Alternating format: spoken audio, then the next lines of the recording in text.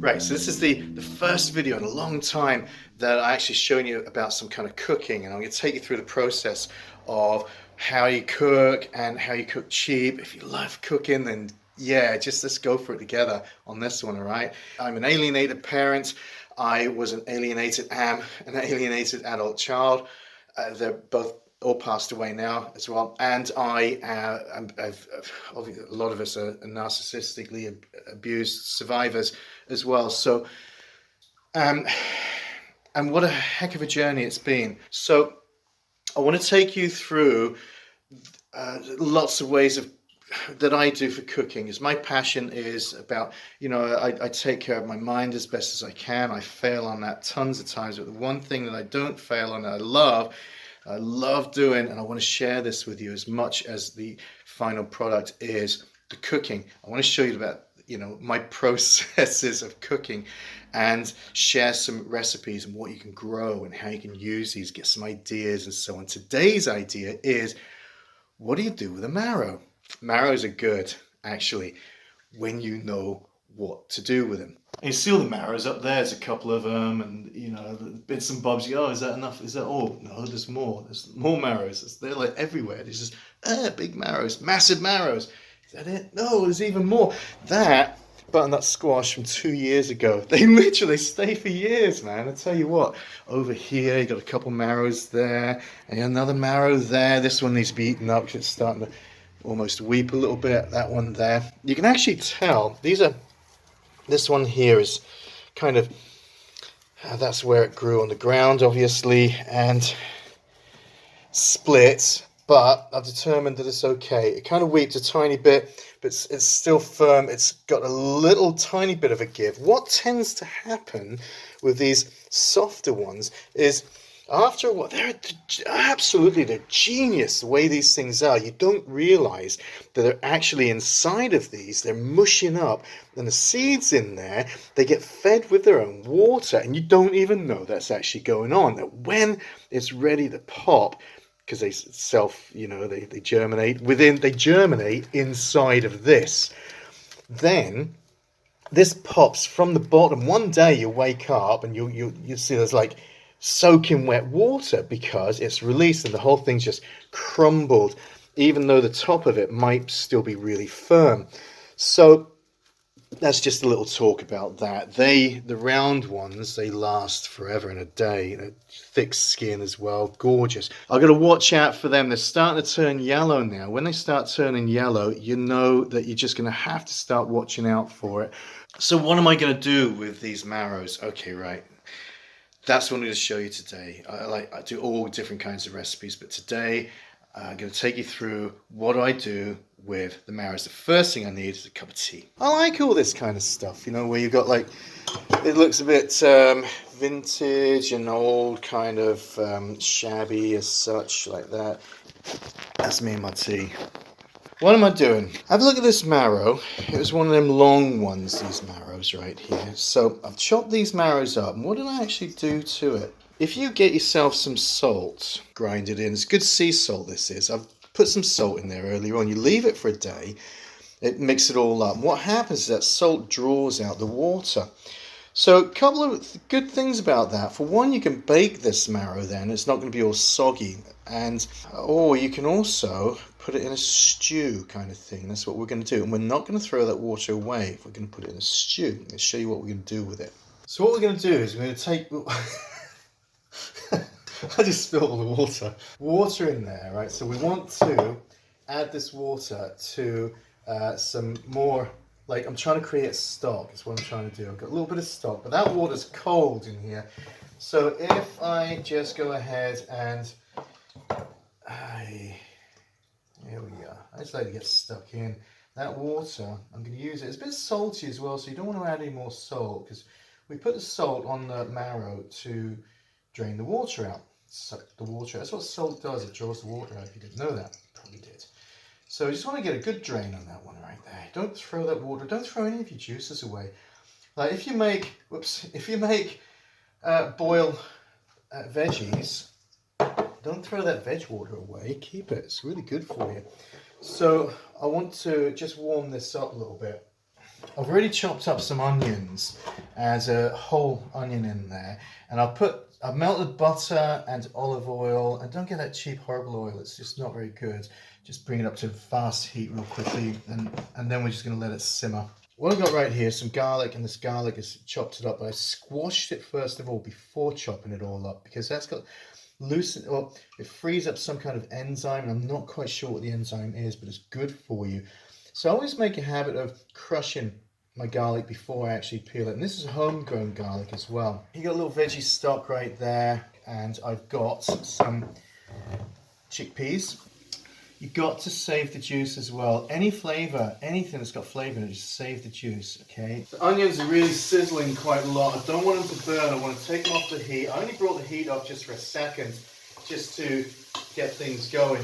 But you don't want to caramelize these. I mean, you can caramelize the onions, but what I'm going to do is use them not for chunky, oniony kind of. It's the experience that you get from it, isn't it? So I want the onions to be really chopped finely, and so I can then cook them down really finely, and that gives me more of the flavour rather than the chunky sensation, if that makes sense. So your onions, chop your onions really fine. I'll show you how to do that sometime, but not today. All right, so I'm going to add a little bit of cider vinegar. Why? Well, I suppose for one thing, marrows are really bland, so I want to add some sort of acid flavour in there, some kind of acid thing. Also want some kind of sweetness in there, so I've got myself apple. Now, look, cider vinegar, apple. These are Granny Smith's cooking apples. It doesn't matter about the discoloration. I kind of chopped it off earlier on, but I didn't peel it just yet because otherwise that would have turned discoloured as well. Now, adding to that as well, look, you see, this is a ham stock that I did for New Year's, and I froze it, and that's got, oh, it's like the jelly, the most absolutely gorgeous jelly. That right there is perfect for your stock, but I wanted to add more flavours. So what flavours did I add for a bigger dish as well? I want to get big dish, I want to get a lot out of my money. So I'm putting some more fibre, marrow, fibre, apple, fibre, big apple, going to be cored and so on. With the sweetness, with the cider vinegar acid, nothing too much at all. With this beautiful kind of flavour, it's an awesome flavour will come through. And you've got, I'm going to put a little bit of tomato paste in there as well. And also, some not quite so strong of the chickpea flavour. Now, chickpea flavour goes quite well with this, but the apple and the ham is just awesome. Then you've got with the garlic, and you've got with the onions as well. This whole dish is just going to turn out great. Then you've got some bay leaves, and get yourself a bay leaf tree. Look at that. I mean, the bay leaf tree I've got is just massive, it's huge. And then you dry these bay leaves out, and they store for ages. So I'm going to have a couple of bay leaves in there. You know what? I might just leave it at that and just have a really nice. Oh, wait, sorry, one more. So my onions, I mean, they're looking all right, they are. I've got a lot of butter and oil. The reason I put oil in with this nice olive oil, is because with the butter, the heat will burn your butter pretty fast. And so mixing it up with olive oil was really healthy for you, for one thing. And also it slows the burning process down, and it kind of balances things out a little bit. And what I'm doing is just slow heat cooking. I'm on a really low heat right now, just a gradual sizzle, so that this actually is just really going to almost melt away. I mean, you still see the lumps, but I'm just going to leave this cooking for a good 15 minutes or so, easily, just on a real low heat. You see that my marrow juice is nice and warm now, so I can add it to my vegetable stock cube. I'm going to try not to add water to any of this, you see, because if you add water, that means you're diluting the flavours. So I want to keep all the flavours in here. And I'm also going to put that ham stock in as well, so because it's just going to be awesome. You see, it costs nothing, but it makes an absolute delicious meal. I don't need to buy any storage tubs. You need fat, a certain type of fat in your diet. So when you've got fat free, you're actually doing yourself a bit of a disservice. And where it says natural yogurt, it's not real kind of, it's not protein yogurt as such, it's got other stuff to it. In other words, what you want to put inside your body is protein. So you want a Greek yogurt. Now you see these other ones where it says Greek style yogurt, where it's really thick. You don't want the Greek style yogurt because they've added something, some powder, and make it thicker. This is the real stuff. They're even good for little plant pots when you are trying to grow some things. So there you go. You get a lot of information out of this, don't you? Fage, it's called fage or fage, fage. I don't know. So that's what you want, anyways. Not in this dish, but if you're going to do yogurt, let's give that a little bit stir it up, break it all down. But oh, look at this, that's really nice. But you want to make your own vegetable stock as well. It's all so good for you. Because that's looking really good now. I've kind of allowed that to caramelize a tiny touch. Not so you can't see it from there, can you? Teeny tiny touch. Now from there you can put your garlic in. So garlic.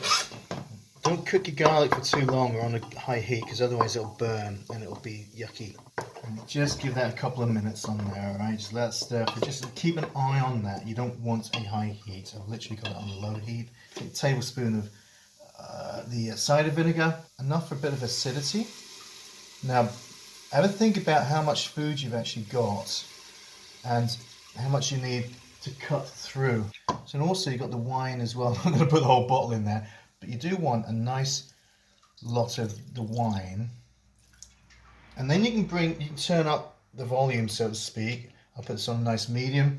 And you want all this lot to simmer down. And you want the alcohol to cook off. And give it a good old stir. Now at this point now you see your onions and garlic, it's not going to burn anymore. And you've cooked out of it what you need and you love it. It's great. We've got a beautiful kind of thing going on right there, and just let that simmer down. So what I tend to do is, I keep a freezer bag, stuff it full of any kind of, peelings that I put in the bag, in the freezer, and after a while when it gets full, you can boil this down.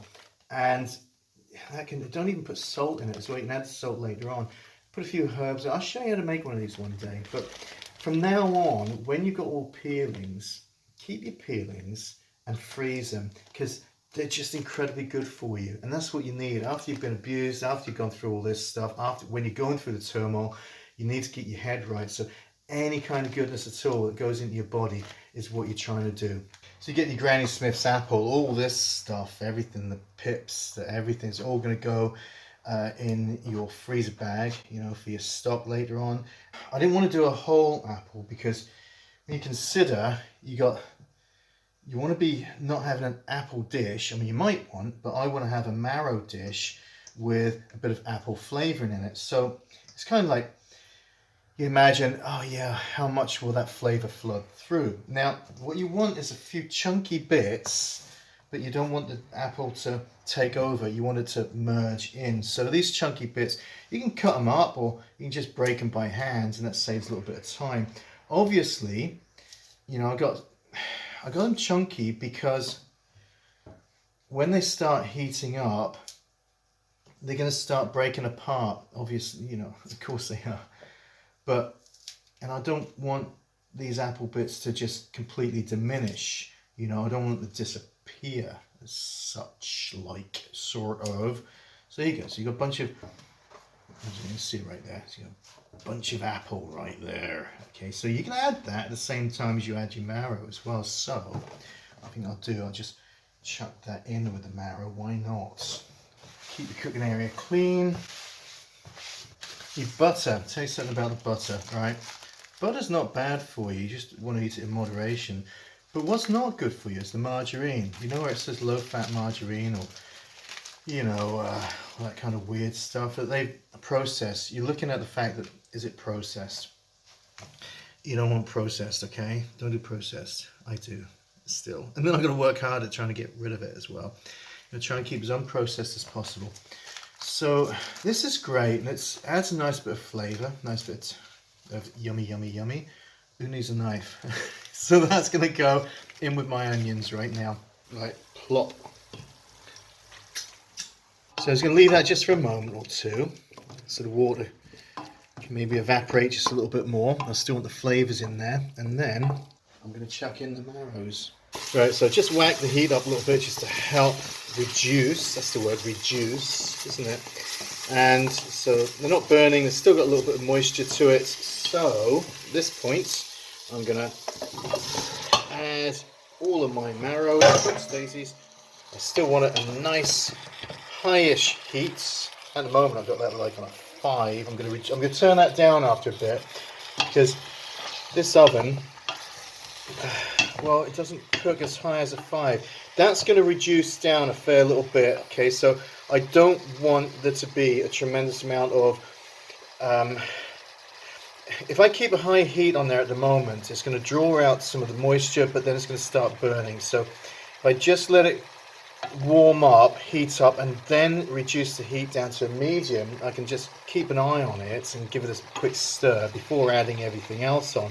What I'm trying to do is get rid of the rest of the moisture in the marrow, so then it can soak up the rest of those stock and the juices later on, so without burning this. Okay, right, okay, don't be tempted to add anything at this point. It's got so much water in this. It's like mushrooms as well, you know.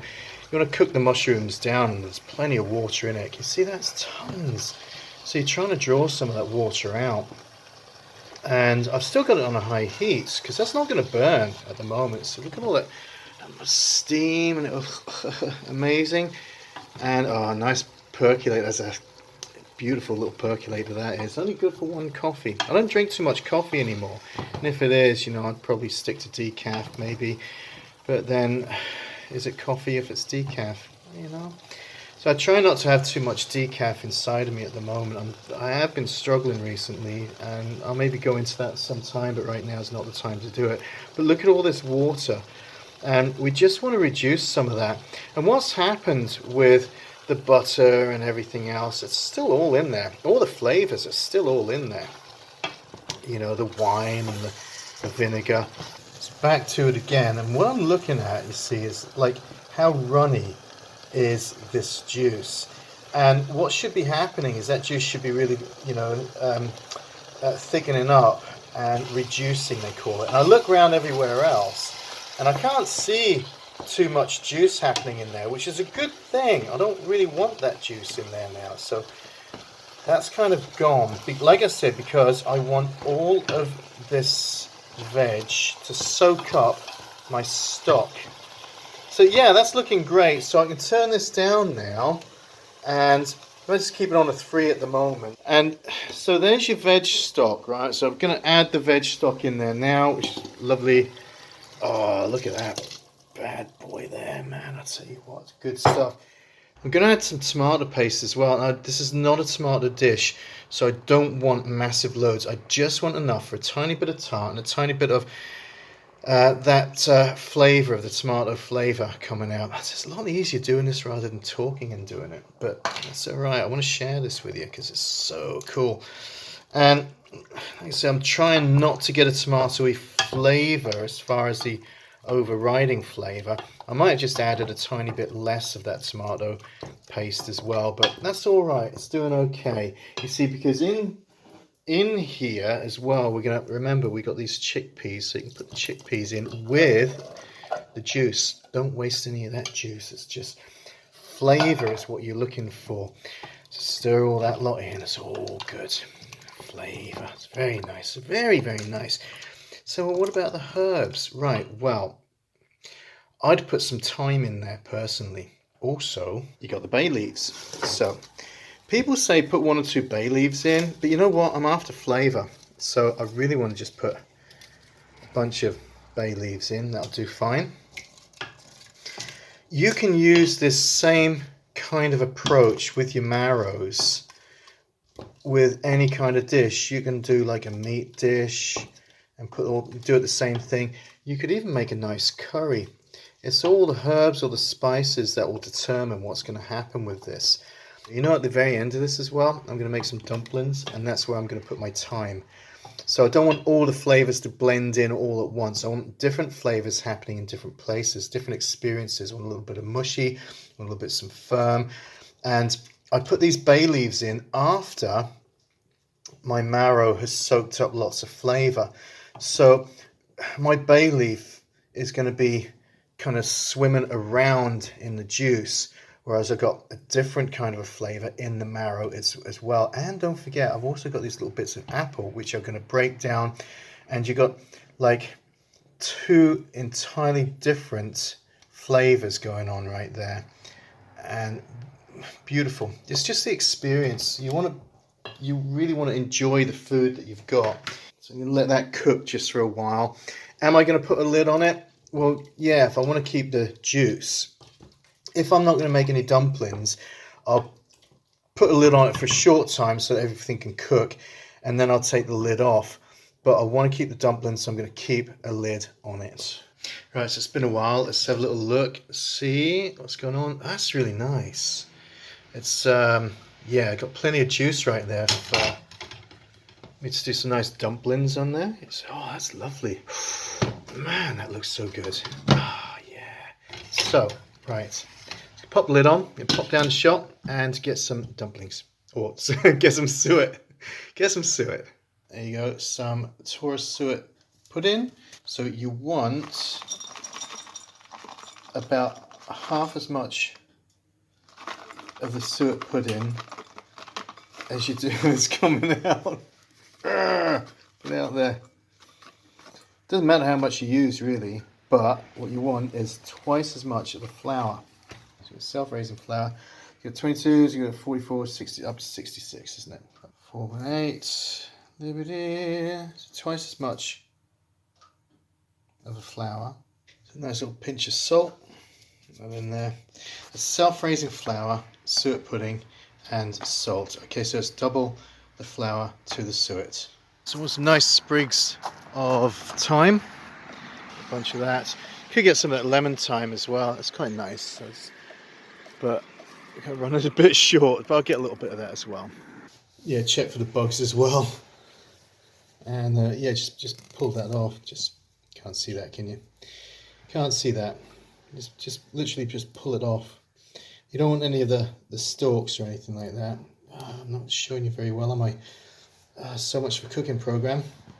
But look, you got a whole bunch, really nice. Just make sure those hard stalks are off. You don't want the hard stalks, okay? So let's get yourself a whole bunch of this. I'm just going to work on the rest of that for a sec. I'll be right back. Let's pop them in there, and you just want to give it a bit of a stir around. That's all. Not too much about anything. Nothing posh. Just get that in there. It's fine. Now, see, the thing is, right? We got all these fresh herbs, that fresh, lovely taste as well. So as far as water goes, you don't really want too much. Start with less, and just a little bit of a. Just want to. I don't really need to explain to you what I'm doing right here, but you don't want soggy dough or soggy mixture. You want it just to bind together quite nicely. If you get it too soggy, then well, it can't soak up any of the moisture, can it? So that's kind of. I'm going to try that right there. I'm going to use my hands as well with the rest of this and see what I can do. So you're just bringing this together. Don't work the flour too much, because that kind of. You want to get some air in there. If you work that flour too much, then it just gets all firm, doesn't it? Too firm, too chewy. So you might want a little bit of a tiny bit more water in there, not too much. Oh, that should do fine, I guess. Oh yeah, definitely just about fine. So that's great stuff. It's nice. So I just got 8 balls out of that. I didn't roll them or anything like that. Just tore them to bits. A tiny bit of flour in there. Just the flour is kind of cool because that helps to thicken up the juice as well. So there you go. That's lovely. Like that. Nice. Very nice. Let's get back here. There we are right now. So bring this back over to where we're cooking. And literally all you got to do Oh, this is very unprofessional, sorry. You go, oh, get a tripod, get a stand. Well, I kind of have, but I just want to get this out there for you right now. Chuck all that lot in. Helps thicken it up. What we're going to do with that, you don't want these dumplings to sink. You want them to stay pretty much on top of the juice, otherwise they go really dumpy. Get in there. There's about 20 minutes in there. So, let's have a little look. Oh, that's really nice. Oh, look at that. That is so nice. Now that is a hearty meal. Got your protein, your wee bits and bobs, whatever you need in there. That is nice. Right, a little bit more sauce. See, I'd like that a little bit thicker, to be honest with you, but it's up to you what you do with it, isn't it? But that's good enough for me. I actually make some bread and dip the bread in there if I wanted to. I'll teach you how to make bread if you don't know how. It's dead easy. So that literally is going to cost you pennies. Honestly, I grew the marrow myself. Got a little bit of suet. Suet's gone up. It's like more than doubled. Even flour's more than doubled. And the boxes and everything, as the packaging is going down less as well.